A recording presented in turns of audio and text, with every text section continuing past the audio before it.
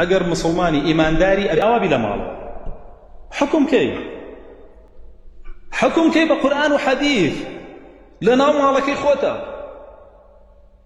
یەخۆ ئەگەر تۆ حکم نەکەی لە ناو ماڵەکەی خۆتا کە دەسەڵاتت هەیە بەسەریا، چۆنەی گێڕیتەوە بۆ قەواغیتێک کە دەسەڵاتیشی نییە بەسەریا؟ چۆنەی گەێنیتە لای ئەو؟ منداڵت نوێژ ناکە، منداڵت کوفرەکە، کچت هەر نازانێ حیجاب چییە، هەر نازانێ دینی خوا چییە، قورئان چییە، حەدیث چییە، بەڵام ئەزانێ گۆرانی بێشکێیە، ئەزانێ هەڵقە چییە، فلیم چییە، ئەزانێ یاریزان چییە، مۆندیاڵ چییە، دووگۆڵی چییە، بەڵام نازانێ سوورەی نوور چییە. هیچ بەبای خەیاڵیشمانە. پێغەمبەریش صلی الله علیه وسلم پێ دەفەرمێ چی؟ پرسیارێ لێ ئەکرێ لەبارەی تەربیەت دانیەوە، لەبارەی پەروەردەکردنیەوە.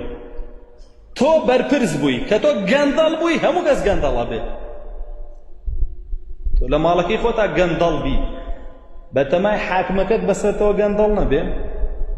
تۆ لە ماڵەکەی خۆتا کوفرکەیت و ڕێبەی کوفر هەبێ، بەتەمای حاکمەکەت کافر نەبێ و کوفر بڵاو کاتەوە لە وڵاتەکەدا بەرێ وەڵا.